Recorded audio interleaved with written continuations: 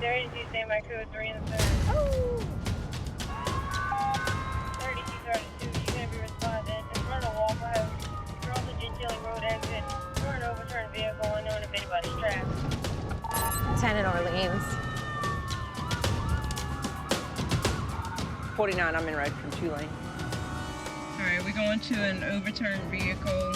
Simple, I'm being told nobody's trapped. Simple. Oh, that is definitely overturned. Mm-hmm. Damn, everybody's out. Mm-hmm. This does not look good.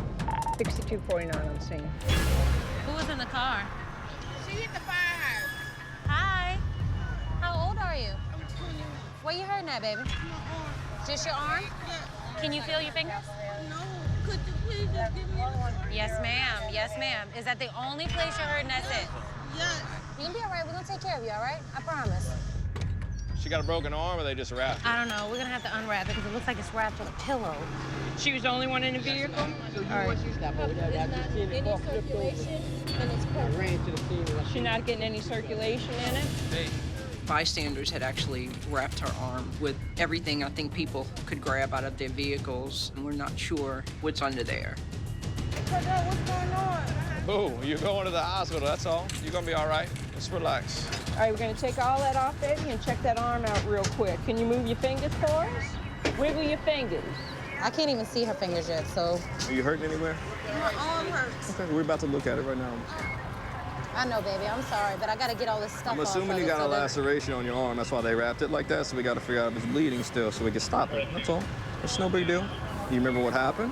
I was driving and I ran into the fire hydrant. Okay. You had your seatbelt on? Yes. Okay. That would be university. That is not. Give me a trauma pad. All right, so look, was your window down? Do you remember? Okay. You got a pretty good wound right there where it looks like your arm actually came out of the car and drug on the ground, okay? She's gonna be a room full. Everything's fine. I can see just all of the adipose tissue, the muscle, the bone, everything. It is way more serious than I expected. And she has no feeling in this arm. Do you feel her touching your arm at all? Yeah, I can feel it. Up here? All right. Can you move your fingers? No, It's Nick, important. hold this up. Really try. Move your fingers for me. I can't. Okay. So you might have a little bit of tendon damage in your arm, okay? Can you feel this? Yeah, a little. Fracture right here. All right. I'll hold it. You're gonna feel a big stick over here, baby. You also have a broken arm to the bottom left of it. That's why it hurts so bad. It's obvious that she has several injuries, which that leads me to believe that she probably has internal injuries as well. She's a trauma code. She needs to get to the hospital as quickly as possible. 3232, code 3 UH, room 4. It's all good, boo. You'll be just fine. All right, we out.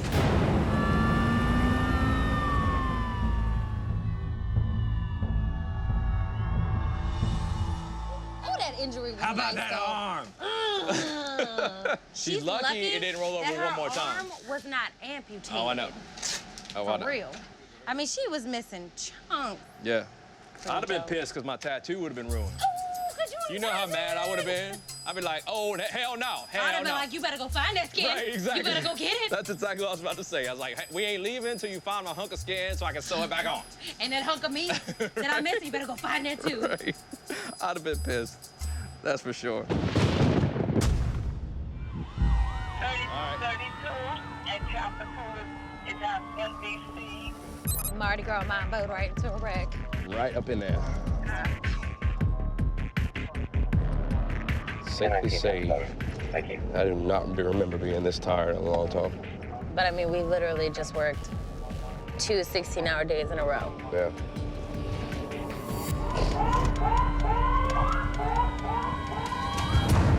We arrived on scene to a car crash between an SUV and a taxi cab. They actually hit so hard that the door was ripped off one of the vehicles and was stuck to the other. Hello.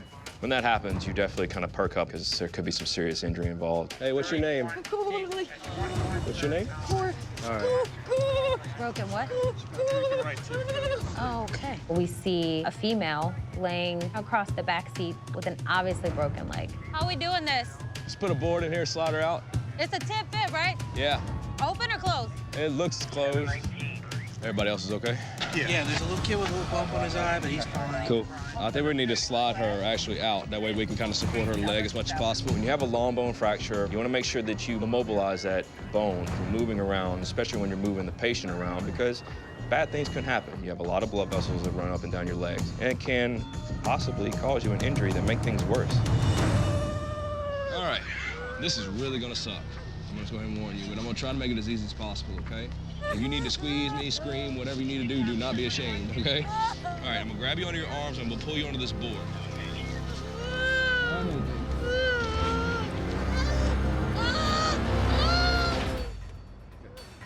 That's it. That's the worst of it. Straighten it out.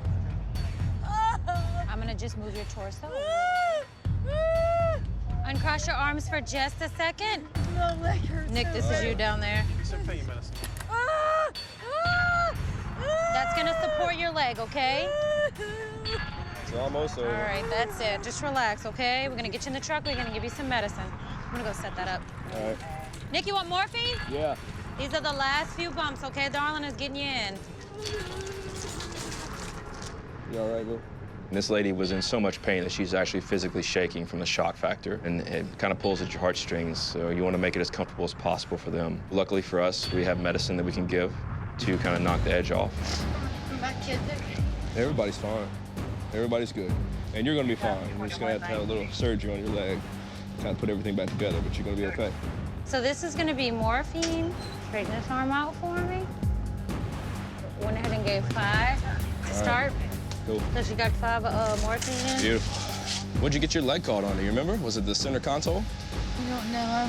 I might have had my legs crossed. Okay. My husband's an ER doctor. Okay. Where at? South Carolina. Okay. Out here visiting? Yeah, I went to his parents. Okay. You good? Yeah, we're good. Thank you. Sweet. 3232, show us how much a Toro, 1 patient, 11012. My 4-year-old was right in front of me in the booster. Well, he was completely fine. So everybody was fine, outside of you being unfortunate enough to get your leg broken, but it's okay. Exercise classes. Oh. Well, you might not be doing that too much, but I guarantee you'll be back on your feet quickly. It's nice and easy. It's a clean break, so it should be really easy to repair. The 35-year-old female, she's got a tib rib fracture, it's closed. She's got an IV with some morphine on board. She's fully immobilized. We'll see you in a couple minutes. It really sucks, though. Think about it. I mean, people just coming out here, have a good time, trying to pay attention to the parades, and next thing you know, you got a leg fracture that's pretty much going to keep you out of. Oh man, she caught a bad break. Honey. There you go. Where's you at? We got a call from a motor vehicle accident. A car hit a dump truck and there's possibly somebody ejected. Really, it's my least favorite calls to go on MVAs, especially on the interstate, because it's just so dangerous. And unfortunately, it happens way too often that one of the first responders gets hit or a vehicle gets hit. 3232 out. Seriously? Come on, people. Break it up. Move it or lose it. You gotta be kidding me. The bumper-to-bumper traffic tells you a lot. It tells you that it is a big accident. It's occluding all the lanes. There's obviously something big going on. I don't know how we're gonna get up there. You're gonna have to move. I don't think they can. They're so tightly packed. It's definitely frustrating to know that someone is potentially very injured ahead of you and you can't get to them. And just be advised, Keely, we're at a standstill. I'll see it. 20, you put me on scene trying to get through traffic. You're good. Damn, that does look really, really bad. Good job. We see like a ridiculous amount of damage. A sports car has obviously hit a dump truck and another car, and I'm thinking, well, you know, there's gonna be someone injured on the scene. Who was in this car? What you mean he's walking the bridge? The first lady I come up to says that the guy that was in the most damaged car, her exact words were his brains were hanging out and he was walking down the bridge. And I see this guy walking down the bridge. I gotta find out how many people we have for transport, though. You all right? Yeah, I'm good. Caught up with the guy all the way down the bridge, and luckily for him, he had no major injury. He was just really scared, didn't know what to do. You all right, man? You got a little scratch on your nose, nothing else I could see? I don't know how that dude's even alive, man. The whole roof is stuck in the back of the dump truck back there. Holy hell, man. The passenger side of the Camaro was completely destroyed. Wow. You're lucky, man. Look at it that way, it could have been a lot worse. You could be your brains on the steering wheel, you know what I mean? If you could have had a passenger, they'd have been dead. As insane as this wreck looks on the outside, everyone is completely uninjured, so there's nothing left for us to do here. That's unbelievable. I can't believe that dude doesn't even have a scratch on him. I tell you what, when it's your time to go, you go, and when it's not, you don't go. Every day you see it. Like, that dude should be dead.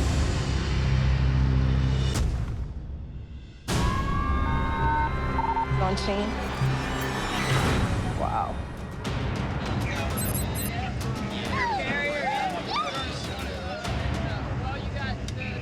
She was in her seat. There's a 3-year-old in the car also was in her seat. Got a busted nose. Mom's probably got a broken arm. There's nobody in the other vehicle. This is the occupant of the other vehicle. Oh, okay. So we have 4 total? Yeah. All right. We get a call for MVA. There are 2 vehicles, one that is still smoking and another that has 2 children in it, along with the driver. The driver of the car that caught on fire, she was very lucky. Apparently a passerby stopped and opened a door and helped her out of the vehicle before it got fully engulfed in flames. We got her out. I had to move her. Like I said, I wasn't sure of any kind of spinal issue. All right, let's get I think this one has the seat, the car seat in it. The baby is maybe 4 or 5 months old. She's a newborn almost. I see some brush burns on her, like little abrasions to the head. All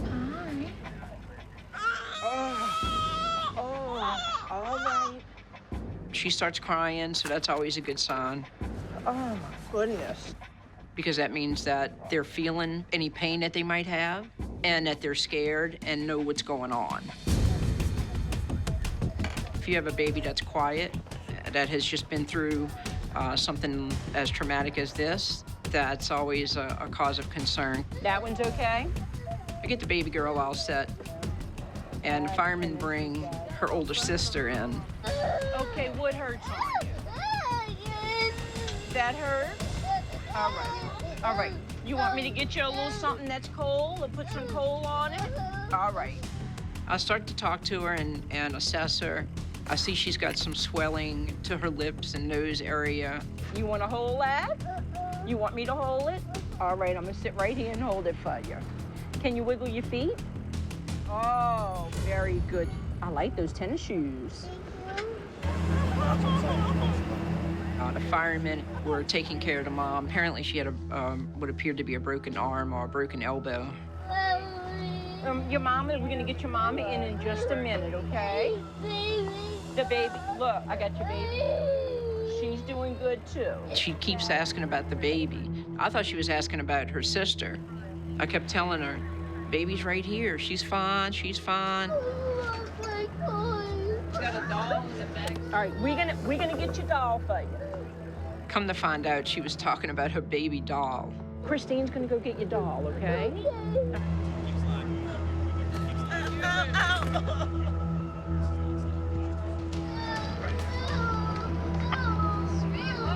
Oh, Christine got your doll. Yay! She's got that little mark on her head. That would meet trauma criteria. The mom is in a lot worse shape than the children, so we need to get her to the doctor.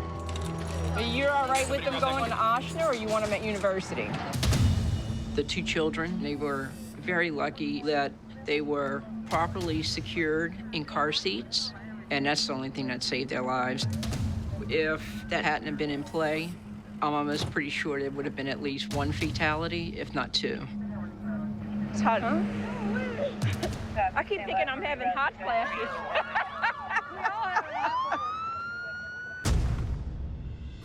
3220, 6232, 3204, a overturned vehicle within traffic. 6210, I'm in right from Tulane. There's a male pinned inside of the car, and the car is upside down. In area looking 6215. 20 in area looking also. Y'all have a call back. You did say the 200 block.